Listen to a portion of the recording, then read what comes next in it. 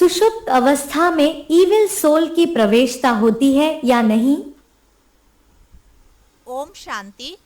సుషుప్త అవస్థలో evil soul అంటే భూత ప్రేత ఆత్మల యొక్క ప్రవేశత జరుగుతుందా లేదా? क्लास टाइम पर जो सोते हैं और सोते हुए तो वो दूसरे आत्माओं दूसरे जो आत्मा है उसमें सोल आते हैं क्या? మాతాజీ ప్రశ్నించారు, క్లాస్ టైంలో ఎవరు నిద్రపోతూ ఉంటారో వారిలో వేరే ఆత్మలు అంటే భూత ప్రేత ఆత్మలు ప్రవేశిస్తారా ఏంటి అని అడిగారు. सोती हुई आत्मा में నిద్రపోయేటటువంటి ఆత్మల్లో सोती हुई आत्मा में दूसरी सोल आती है. నిద్రపోయేటటువంటి ఆత్మలో వేరే ఆత్మలు ప్రవేశించడమా, ఇలానే ప్రశ్ననా? అంటే మురళి వినే సమయంలో అన్న విషయం అర్థం కాలేదు బా. हैं? ऐसा तो नहीं सुना.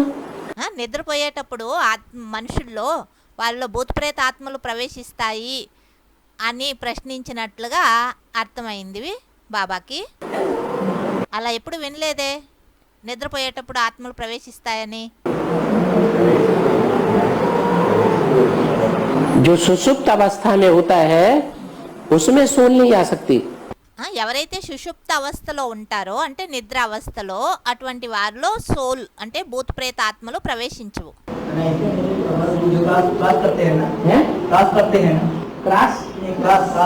क्लास करते हैं उस समय नींद आती है.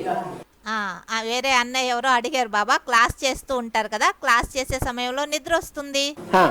समय कोई आत्मा प्रवेश करती क्लास सुनते हैं ऐसे अपनी आत्मा भी तामसी बनती है. ఆ సమయంలో వేరే ఆత్మలు ప్రవేశించి మురళి వింటారు అని చెప్పారు కదా అన్నారు. బాబా అన్నారు, క్లాస్ టైంలో నిద్ర వస్తుంది అంటే తామసి అయిపోయారు కదా, అందుకు నిద్ర వస్తుంది. विकर्म जास्ती हो जाते हैं. లేదంటే మన ద్వారా వికర్మలు ఎక్కువగా అయిపోతూ ఉంటాయి, అందువల్ల మనకి క్లాస్ టైంలోనో యాద్ టైంలోనో నిద్ర వస్తూ ఉంటుంది. विकर्मों का बोझा जास्ती बढ़ जाता है. వికర్మల యొక్క పాపపు బరువు ఎక్కువైపోతుంది. तो नींद आती है बोझ అప్పుడు నిద్ర వస్తుంది. के कारण. మన తలపైన చాలా బరువు ఉంది కదా, ఆ బరువు కారణంగా నిద్ర వచ్చేస్తుంది, తల భారీగా కిందకు వంగిపోతూ ఉంటుంది. पाप कर्मों का बोझा ज्यादा होगा तो थकान हो जाएगी ना. పాప కర్మల యొక్క బరువు ఎక్కువగా ఉంది అంటే అలసిపోతారా లేదా? బరువు మోసి మోసి तो नींद आ जाएगी. అప్పుడు నిద్ర వచ్చేస్తుంది. बहुतों को याद करते समय नींद आती है. చాలా మందికి తలంపు చేసే సమయంలో నిద్ర వస్తూ ఉంటుంది. बहुतों को ज्ञान की वाणी चल रही है, ज्ञान का क्लास होता है, उस समय नींद आती है. కొంతమందికి అయితే మురళి సమయంలో నిద్ర వస్తుంది, మురళి నడుస్తూ ఉంటుంది, నిద్రపోతూ ఉంటారు. कोई ऐसे होते हैं है कि उनको ज्ञान के समय नींद ही नहीं आती.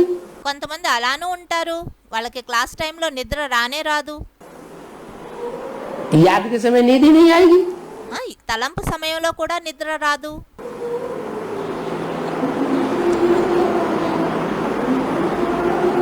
सुसुप्ति अवस्था में तो जैसे సుషుప్తి అవస్థలో అయితే ఏ విధంగా आत्मा की 3 अवस्थाएं हैं.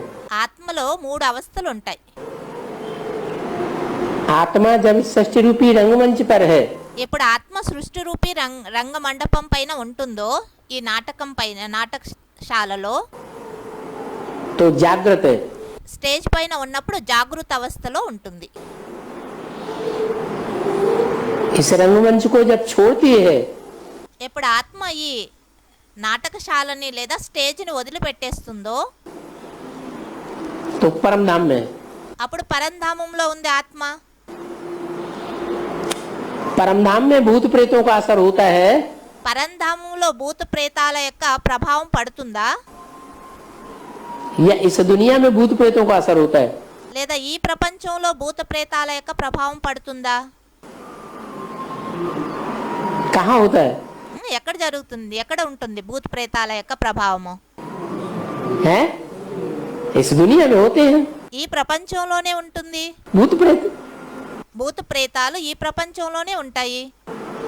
वो भी एक सुख की दुनिया है, एक दुख की दुनिया है। అది కూడా ఒకటి సుఖ ప్రపంచము, ఇంకోటి దుఃఖ ప్రపంచము. सुख की दुनिया में भूत प्रेत होते ही नहीं। సుఖ ప్రపంచంలో భూత ప్రేతాలు ఉండనే ఉండవు. सुसुप्त अवस्था में रहते हैं। ఆ సమయంలో భూత ప్రేతాలు సుషుప్త అవస్థలో ఉంటాయి. ये द्वापर कलयुगी दुख की दुनिया में भूत प्रेत अपना काम करते हैं। ఈ ద్వాపర కలియుగి దుఃఖ ప్రపంచంలోనే ఈ భూత ప్రేతాలు తమ కార్యాలు చేస్తాయి.